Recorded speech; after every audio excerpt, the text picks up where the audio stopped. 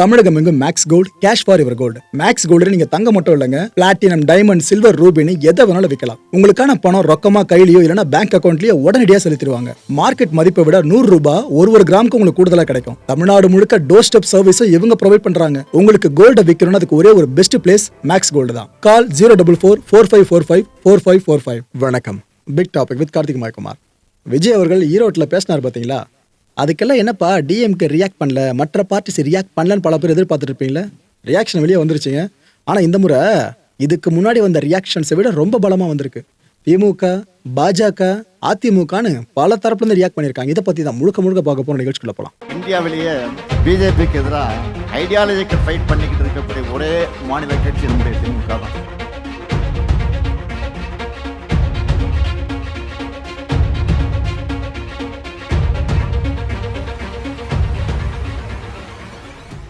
திமுக இந்த ஈரோட்டில் விஜய் அவர்கள் பேசுகிறப்ப தீய சக்தின்ற வார்த்தையை திமுக சார்ந்து பாவிச்சிருந்தாரு. ஆக்சுவலாக இதை எந்த பார்ட்டி ஃபாலோ பண்ணாதவங்க கேட்கும் போதே கொஞ்சம் ட்ரிகர் ஆனாங்க. என்னப்பா இவ்வளோ ஹாஷாக அடிக்கிறார் போட்டு அப்படின்ட்டு. அப்போ திமுக சார்ல எவ்வளோ கோவம் அவங்களுக்கு. திமுகவோட செய்தி தொடர்பாளர் TKS இளங்கோவன் அவர்கள் இருக்காங்களே, அவங்க இப்போ என்னென்ன சொல்லியிருக்காங்கன்னா, பாஜக களத்திலேயே கிடையாது அப்படின்னு விஜய் சொல்கிறாரு. இந்த சிபிஐக்கு கரூர் விவகாரம் போச்சுல்ல, இந்த வழக்கு போனதுக்கு அப்புறம் விஜய் பேசுறதெல்லாம் கவனிங்க, அவர் பாஜகவை பெருசா பேசவே மாட்டார் கவனிச்சிங்களா அப்படின்னு ஒரு விஷயத்தை எடுத்து கொடுத்தாருங்க. விஜய் தனக்காக மட்டும்தான், அதாவது தான் சிஎம் ஆகணுன்ற ஆசையில மட்டும்தான் அரசியலுக்கு வந்திருக்காரே தவிர மக்களுக்கு நல்லது பண்ணணும், மக்கள் பிரச்சனை தீர்த்து வைக்கணும் அப்படின்றதுக்காக அரசியலுக்கு வரல. மக்களுக்கான பிரச்சனையை பத்தி அவர் பேசுறதே கிடையாதுங்க அப்படின்னு சொல்லியிருக்காரு. ஆக்சுவலா இதுக்கு விஜய் அவர்கள் அந்த ஈரோட்லயே பதில் சொல்லியிருந்த மாதிரி தான் இருந்துச்சு. ஏங்க ஒரு இடத்துக்கு நான் போறப்ப மக்களோட பிரச்சனை தாங்க முதல்ல பேசுறேன் அப்படின்னு தான் சொல்லி ஆரம்பிச்சிருந்தாரு. ஏன்னா திமுக அதை இப்ப வைக்கிற குற்றச்சாட்டு இல்ல, ஆரம்பத்துல முன் வச்சுட்டு இருந்தாங்க. திரும்பவும் அதே குற்றச்சாட்டு திமுக இங்க முன் வச்சிருக்காங்க. எதையாவது சொல்லி திமுகவை திட்டிக்கிட்டே இருக்காரு விஜய் அவர்கள். அதுக்கு காரணம் என்ன? திமுக கிட்ட தான் ஆட்சி இருக்கு. அப்ப அவங்கள விமர்சனம் பண்ண திட்டினாதானே அவர் ஏதோ மக்கள் பெருசா நம்புவாங்க நினைச்சுக்கிட்டு இருக்காருன்னு இளங்கோவன் சொல்லியிருக்காரு. பாஜகவை கண்டு விஜய் அச்சப்படுறதா சொல்லியிருக்காருங்க. ஓப்பன் ஸ்டேட்மெண்டா கொடுத்திருக்காரு. திருப்பரங்குன்றம் இருக்குல்ல, இந்த விஷயத்தை பற்றி விஜய் அவர்கள் இது வரைக்கும் பேசல கவனிச்சிங்களா அப்படின்னு சொல்லியிருக்காரு. ஆக்சுவலாக இது பல பேரும் ஒரு குற்றச்சாட்டை முன்வைக்க ஆரம்பிச்சிட்டாங்க. ஏங்க அரசியல்னு வந்துட்டீங்க, ஒரு ஸ்டாண்டு நீங்கள் எடுத்து தான் ஆகணும். ஆனால் திருப்பரங்குன்ற விஷயத்தில் மட்டும் கருத்தே சொல்லாமல் இருக்கீங்க. ஏன்னா திருப்பரங்குன்ற விஷயத்தில் யார் என்ன கருத்து சொன்னாலும் அது ஒரு தரப்புக்கு எதிராக தான் நிற்கும். அந்த விஷயத்தை விஜய் அவர்கள் தெளிவாக தெரிஞ்சுக்காம இருப்பார். அதனால என்னவோ அந்த விவகாரம் சார்ந்து மட்டும் ஒரு பெருசாக வாய் திறக்கிற மாதிரி தெரிலங்க. ஆனால் இதைத்தான் எல்லா அரசியல் கட்சி தலைவர்களும் கேட்குறாங்க. எங்க அரசியல் காலம்னு வந்துட்டாரு, என்ன இதெல்லாம் பேசவே மாட்டாரு அப்படின்னு கேட்க ஆரம்பிச்சிட்டாங்க. இளங்கோவன் அவர்களும் இப்போ தான் கேட்டிருக்காரு. இவர் ஒரே ஒரு முறை ஜெயிலுக்கு மட்டும் போனால் போதுங்க, அதுக்கப்புறம் அரசியலை நீடிப்பாரான்லாம் சொல்ல முடியாதுன்னு சர்க்காசமாக ஒரு விஷயத்தையும் அவர் சொல்லியிருக்காரு இளங்கோவன் அவர்கள். ஏன்னா விஜய் அவர்கள் சிறைவாசம் சார்ந்து இதுக்கப்புறம் போயிருக்க வாய்ப்பு இல்லைல்ல. ஆனால் அரசியல் கட்சிகள் பல கட்சிகளை சேர்ந்த தலைவர்கள்லாம் சிறைவாசம் நிறையவே அனுபவிச்சிருப்பாங்க. அந்த சிறைவாச எக்ஸ்பீரியன்ஸ் இருக்குல்ல, மக்களுக்காக போராடி போனவங்கன்னு சொல்லிட்டு அந்த விஷயத்து கூட விஜய் அவர்கள் நிற்க முடியுமான்ற மாதிரி தான் டிஎம்கே இவ்வளோ சாலிடாக ஒரு கொஸ்டினை ரைஸ் பண்ணியிருக்காங்க. இதுக்கப்புறம் என்ன கேட்குறாரு, இவங்க ஏதோ புனிதர்கள் போல பேசிக்கிட்டு இருக்கான்னு டிவிக்கே சார்ந்து கோவப்பட்டாருங்க. ஆக்சுவலாக இளங்கோவன் அவர்கள் பெருசாக கோவப்பட்டா நீங்கள் பார்த்துருக்க மாட்டீங்க, ரொம்ப சாந்த சொரூபம் தான். ஆனால் அவர் இந்த அளவுக்கு ட்ரிகர் ஆகிருக்காருன்னா விஜய் அவரோட வார்த்தைகள் இவர் இந்த அளவுக்கு பாதிச்சிருக்குன்னு தான் சொல்லணும். திமுக தீய சக்தின்னு சொல்கிறாரு யாரு? விஜய். விஜய் ஒரு தூய சக்தி கிடையாதுன்னு இவர் ஒரு போட்டிருக்காருங்க. கரூரில் இருந்து தப்பிச்சு வந்தார்ல விஜய் அவர்கள், அப்பேற்பட்டவர் இப்படிலாம் பேசலாமான்னு அந்த விஷயத்தை குத்தி காட்ட ஆரம்பிச்சிட்டாரு. அது ஒரு கொலைகார கட்சி தான் சொல்லணும்னு இப்படி விமர்சனத்தை முன் வச்சிட்டாரு. டிவிக்கே ஒரு கொலைகார கட்சின்ற வார்த்தைகளை இளங்கோவன் அவர்கள் இங்க அவரோட வாயிலிருந்து உதிர்த்திருக்காங்க. சரி, இதோடு முடிஞ்சது பார்த்தா இல்ல, இளங்கோவன் அவர்கள் இன்னும் அடுத்தடுத்த லெவலுக்கு போய் பேசினாங்க. அப்ப என்ன சொன்னாங்கன்னா, விஜய்க்கு அரசியலே தெரியாதுன்னு சொன்னாருங்க. வீட்டில் இருந்தபடியே அவர் அரசியல் செஞ்சுக்கிட்டு இருக்காரு, அதுக்கு பேர் அரசியலாம் கேட்டாரு. எம்ஜிஆர் அவர்கள் மக்கள் கிட்ட போனாரு, அண்ணா அவர்களும் மக்கள் கிட்ட போனாரு. ஆனா விஜய் மக்கள் கிட்ட போயிட்டா இருக்காரு அப்படின்ற கேள்வியை முன் வச்சாரு. விவசாயிகள் மேல விஜய்க்கு பெருசா அக்கறை கிடையாதுங்க. ஏன்னா அவர் போற இடங்கள்லாம் விவசாயிகளை பத்தி பெருசா பேசின மாதிரி தெரியலையே. யாரோ எழுதி கொடுத்த வசனத்தை அவர் படிச்சுக்கிட்டு இருக்காரு அப்படின்னு சொல்லிட்டாரு யார்? இளங்கோவன் அவர்கள். இவர் இப்படின்னு பார்த்தா இன்னொரு பக்கம் விடுதலை சிறுத்தைகள் கட்சியோட தலைவர் இருக்கார்ல தொல் திருமாவளவன் அவர்கள், அவங்க என்ன தெரியுமா சொல்லியிருக்காங்க, கிட்டத்தட்ட இதோட சிமிலாரிட்டி தான். யாரோ இவருக்கு இது போலாம் பேசுறதுக்கு எழுதி கொடுக்குறாங்க, கற்றுக் கொடுக்குறாங்கன்ற மாதிரி அவரோட டோன்ல பேசியிருக்காரு. ஸோ திமுக ப்ளஸ் திமுக கூட்டணி கட்சிகள் இருக்குல்ல, அவங்களோட நிலைப்பாடு இப்போ இதுதாங்க. திமுகவை தீய சக்தி விஜய் அவர்கள் சொன்னாங்களே, அதுக்கு எதிரான நிலைப்பாட்டை ஒட்டுமொத்தமாக சேர்ந்து எடுத்திருக்காங்க. இந்தியாவிலேயே பிஜேபிக்கு எதிராக ஐடியாலஜிக்கல் ஃபைட் பண்ணிக்கிட்டு இருக்கக்கூடிய ஒரே மாநில கட்சி நம்முடைய திமுக தான். அவங்களால வெற்றி கொள்ள முடியாதது நம்முடைய தமிழ்நாட்டை மட்டும்தான். அதனாலதான் அமித்ஷா போன்றவருக்கு நம்ம மேல எரிச்சல். பேசினாங்கல்ல, அண்மையில கூட என்ன பேசினார் அவரு?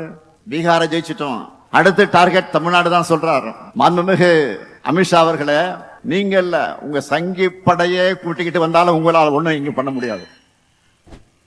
இது தமிழ்நாடு. எங்களுடைய கேரக்டரையே புரிஞ்சிக்க மாட்டீங்களா? அன்போட வந்தா அரவணைப்போம், ஆணவத்தோட வந்தா அடிபடைய மாட்டோம், எதிர்த்து நிற்போம். உங்களை ஜெயிச்சு காண்பிப்போம். 2026 தேர்தலில் மக்கள் முன்னாடி இருக்கக்கூடிய கேள்வி என்னன்னா, இன்னும் 50 ஆண்டுகள் முன்னோக்கி நடைபெற போறோமா, இல்ல ஆண்டுகள் பின்னோக்கி இழுக்க முயற்சி பண்றவங்களுக்கு அடிபணிய போறோமா? ஆக அந்த கேள்விக்கு மக்கள் விடையளிக்க போற விடைதான் திராவிட மாடல் ஆட்சி 2.0. அதுக்கு நீங்க எல்லாரும் கடுமையா உழைக்கணும். திராவிட முன்னேற்ற கழகத்தோட எதிர்காலத்துல தான் தமிழ்நாட்டோட எதிர்காலம், தமிழகத்தோட எதிர்காலம் அடங்கி இருக்கு.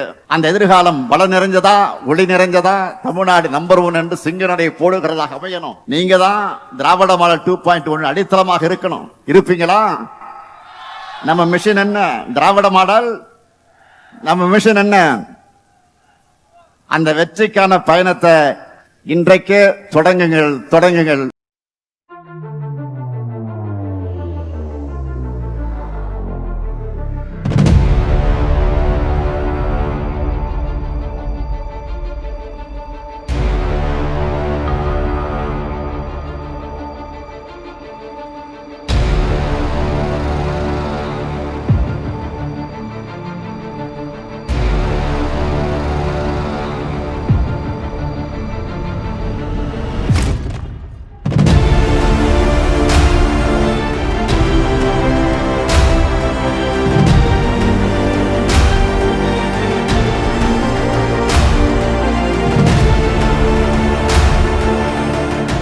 அதிமுக முன்னாள் அமைச்சரான ஆனந்த் ஜெயக்குமார் அவர்கள் இவங்க கிட்டேயும் கேட்டாங்க, என்ன சார் இது போலாம் பேசியிருக்காப்லையே, உங்களை டார்கெட் பண்ணி பேசினாரா அவங்களன்ற மாதிரிலாம் கேள்வி கேட்கப்படுச்சு.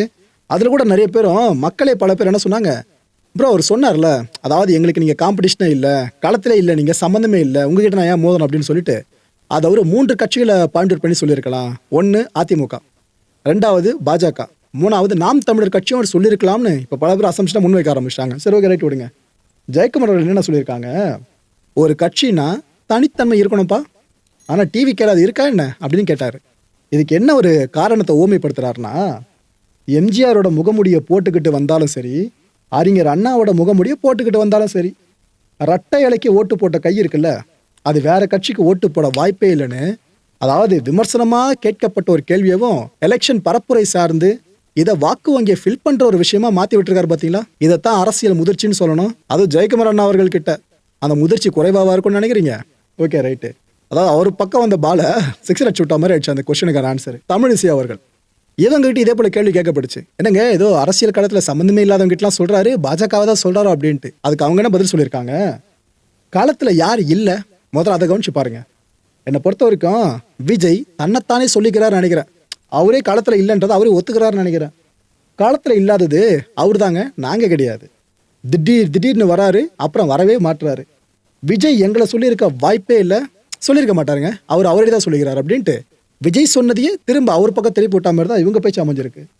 டிக்கெட் வாங்கி தான் விஜய் மக்களோடு இணைகிறாரு.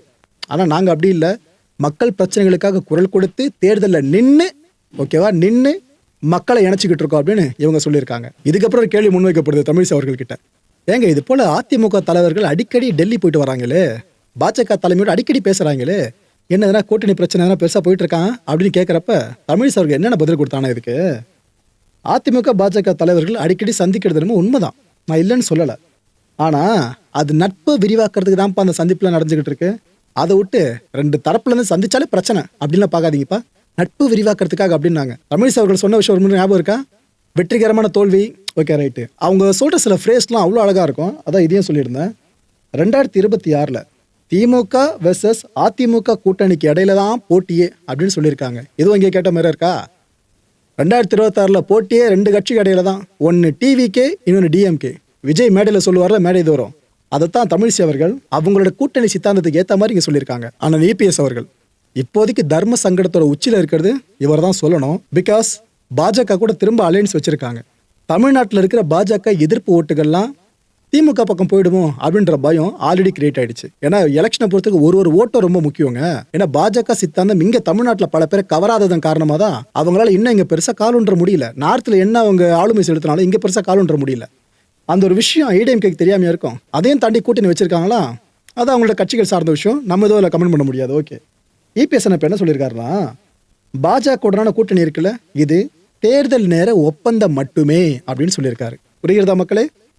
மத சார்பின்மை கொள்கை இருக்குல்ல, இது அதிமுக உயிர் மூச்சு.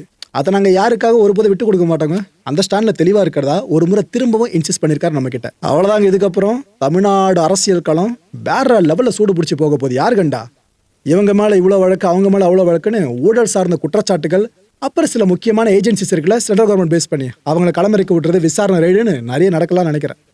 இதுக்கு மத்தியில் தமிழ்நாடு பாஜக தேர்தல் பொறுப்பாளர் இருக்கார்ல பியூஷ் கோயல் அவர்கள், மத்திய அமைச்சர், இவர் அடுத்த வாரம் வாக்கில் தமிழ்நாட்டுக்கு வர போறாங்க. இப்படி ஒரு தகவல் இப்போ வெளியே வந்திருக்கு. வர்றவர் இபிஎஸ் அவர்களை நேரில் சந்திச்சு இந்த தொகுதி பங்கீடு இருக்குல்ல, இது சார்ந்து பேச்சுவார்த்தை நடத்தலாம்னு சொல்லப்படுது. அட் த சேம் டைம் கூட்டணியை பலப்படுத்துற விஷயம் இருக்குல்ல, அது சம்பந்தமா பேச்சுவார்த்தை நடத்த போறாங்களாமா. இப்போதைக்கு சோர்ஸ் மூலமா வெளியே இருக்க தகவல் இதுதான். கூட்டணி கட்சிகளோட சேர்த்து பாஜக ஒரு 80 சீட்டு கிட்ட எப்படி இருக்கும் ஏடிஎம்கே கிட்ட. அதாவது எல்லா கூட்டணி கட்சிகள் பாஜக பிளஸ் கூட்டணி கட்சிகளும் சேர்த்து 80 சீட்டுக்கு மேல. மிச்சம் இருக்கிறதெல்லாம் பெரும்பான்மை சீட்ஸ்லாம் ஏடிஎம்கே எடுத்துக்கிட்டோம். அப்படி ஒரு விஷயத்தை இவர் கேட்க போறாருன்ற மாதிரி தகவல் மட்டும் கசிஞ்சிருக்கு. பார்ப்போம், நீங்க சொல்லுங்க மக்களே. இந்த முறை எலெக்ஷன்ல ஏடிஎம்கே எவ்வளோ சீட்ஸை ஹோல்ட் பண்ணிப்பாங்க, எவ்வளோ சீட்ஸை கூட்டணி கட்சிகளுக்காக ரிலீஸ் பண்ணுவாங்க, அதில் பாஜகவுக்கு எவ்வளோ சீட்ஸ் ஒதுக்கப்பட வாய்ப்பு இருக்கு? உங்களோட கணிப்பு சரியா இருக்கான்றத கூட்டணி தொகுதி பங்கீடு முடிஞ்சதுக்கு அப்புறம் நம்ம மேட்ச் பண்ணி பார்ப்போம். கமெண்ட் செக்ஷன் நீங்க போற பதில. ஓகே, முதலமைச்சர் ஸ்டாலின் அவர்கள், இவரோட சீட்டு தாங்க பல பேரோட பெரிய குறிக்கோளா இருந்துகிட்டு இருக்கு. அந்த சிஎம் சீட்டில் நம்ம அமர்ந்தணும் அப்படின்ட்டு. அப்பேற்பட்ட இடத்துல இப்போ அமர்ந்துட்டு இருக்காருல முதலமைச்சர் ஸ்டாலின் அவர்கள், அவங்க இப்போ என்னென்ன சொல்லியிருக்காங்கன்னா, திராவிட மாடல் 2.0 இருக்குல்ல, இதோட அடித்தளமே நீங்க தான், தொண்டர்கள் நீங்க தான், அதுவும் இளைஞர்கள் நீங்க தான். நம்மளோட மிஷன் இருக்குல்ல, இதுக்கான வெற்றிக்கான பயணத்தை தொடங்குங்க. பாஜகவுக்கு எதிராக சித்தாந்த சண்டை போடுற ஒரே ஒரு மாநிலம் தமிழ்நாடு, ஒரே ஒரு கட்சி திமுக. எங்க கேரக்டரையே புரிஞ்சிக்க மாட்டீங்களேன்னு அந்த விஷயம்லாம் பேசியிருக்காரு ஸ்டேஜில் ஸ்டாலின் அவர்கள், முதலமைச்சர் அவர்கள். இப்போ நான் சொன்ன விஷயம் இருக்குல்ல, இதை இவர் பேச மக்கள் நீங்களே கேளுங்க. அது மட்டும் இல்லை, திமுக இளைஞரணி கூட்டம் சார்ந்து கண்டிப்பாக நீங்கள் கேள்விப்பட்டிருப்பீங்க. அந்த கூட்டம் கூட்டின விதத்தையும் பார்த்துருப்பீங்க. பார்க்க தவறினவங்களும் இந்த காட்சியில் பார்த்து தெரிஞ்சுக்கலாம்.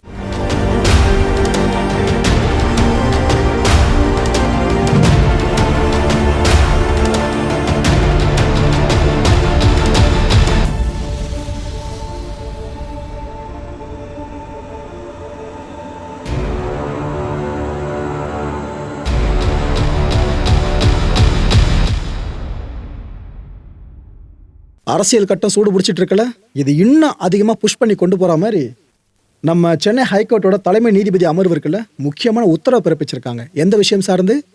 இந்த அரசியல் கூட்ட நிபந்தனைகள் இருக்குல்ல, இந்த வழக்கை பேஸ் பண்ணி இந்த உத்தரவு பிறப்பிச்சிருக்காங்க. அதாவது ஒவ்வொரு பொலிட்டிக்கல் பார்ட்டியும் கூட்டத்தை நடத்துகிறப்ப என்னென்ன விதிமுறைகளை ஃபாலோ பண்ணணும், டூஸ் அண்ட் டோன்ட்ஸ் என்னென்ன, இது எல்லாத்தையுமே ரோட் ஷோ பேஸ் பண்ணி எல்லாமே பொருந்தும். இது என்ன உத்தரவு பிறப்பிச்சிருக்காங்கன்னா, இந்த அரசியல் கட்சிகள்லாம் ஆலோசனைகளை கொடுத்தாங்களே கவர்மெண்ட்டுக்கு, அதை ஃபுல்லாக கவர்மெண்ட் பரிசீலனை பண்ணுங்க. முடிஞ்ச அளவுக்கு நீங்கள் பரிசீலனை பண்ணி முடிச்சிருங்க. இதுக்கப்புறம் இறுதி வழிகாட்டு நெறிமுறைகள் இருக்குல்ல, இதை வர்ற ஜனவரி மாதம் 5ஆம் தேதிக்குள்ளே நீங்கள் வெளியிடணும்னு சொல்கிறாங்க கவர்மெண்ட்டுக்கு. ஸோ ஜனவரி மாதம் 5ஆம் தேதிக்குள்ளே தெரிஞ்சிட மக்களே என்னென்ன விதிமுறைகள் ஃபைனலைஸ் ஆக போகுதுன்னு சொல்லிட்டு. ஏன்னா அதுக்கப்புறம் தான் எல்லா கட்சிகளும் அந்த விதிகளுக்கு உட்பட்டு பரப்புரை மேற்கொள்றது, கூட்டம் போகிறது எல்லாமே நடத்த முடியும். இது ஒரு அதிர்ச்சி அப்படின்னு சில பேர் எடுத்துக்கலாம். ப்ரோ இது அவ்வளோ பேர் அப்டேட் இல்லை ப்ரோ அப்படின்னு சில பேர் பார்க்கலாம். அது பார்க்குற உங்களோட கண்ணோட்டத்தை பொறுத்து இருக்கு. என்னன்னா அது என்ன மேட்டர் சொல்கிறதுக்கு முன்னாடி அதுக்கான ஆரம்ப புள்ளியை சொல்லிடுறேன். எல்ஜேகே அப்படின்னு ஒரு புதிய பார்ட்டி உதயமாயிருக்கு. கேள்விப்பட்டிருக்கீங்களா? கேள்விப்பட்டீங்களா மக்களே? புதுச்சேரியில் இந்த புதிய கட்சி உதயமாக இருக்குல்ல, அதுக்கான தமிழாக்கம் என்ன தெரியுமா? லட்சிய ஜனநாயக கட்சி. இதை தான் ஷார்ட் ஃபார்மா எல்ஜேகே அப்படின்னு சொல்லியிருந்தேன். இந்த கட்சியோட தலைவர் வேற யாரும் இல்லை, ஜோஸ் சார்லஸ். யார் தெரியல? அவரு ஜோஸ் சார்லஸ் மார்டின்னு சொன்னா உங்களுக்கு இப்போ கனெக்ட் ஆகும்னு நினைக்கிறேன். ஓகே, ஆக்சுவலாக ஒரே குடும்பம் தான். ஆதவ அர்ஜுனா அவர்கள் இவர் ஒரே ஃபேமிலி தான். அதுக்கப்புறம் மனஸ்தாபம், வருத்தங்கள் என்னென்ன ஆச்சு எல்லாம் உங்களுக்கு தெரிஞ்சிருக்கும். அதை பற்றி டீப்பாக போக விரும்பல. இவர் தான் இந்த பார்ட்டியோட தலைவரா. 4 புதுச்சேரி தொழிலதிபர்கள், 2 தமிழக முதலமைச்சர்கள், 1 மாநில முதலமைச்சர், 1 மாநில லியோ, சுனில், குமரன், சிவராமன் இந்த 4 பிசினஸ் மேனும் இவரோட பார்ட்டியில போய் இணைஞ்சாங்க. புதுசா ஆரம்பிச்சிருக்க அந்த பார்ட்டியில. அந்த பார்ட்டி உதயமானது, அப்புறம் இவங்க இணைஞ்சது, இதெல்லாம் சேர்த்து பசங்க பயங்கரமா வீடியோ எடிட் பண்ணி போட ஆரம்பிச்சிட்டாங்க. சோஷியல் மீடியாவில் அதுவும் புதுச்சேரி சரௌண்டில் அந்த வீடியோ பயங்கர ட்ரெண்டில் சுற்றிக்கிட்டு இருக்கு.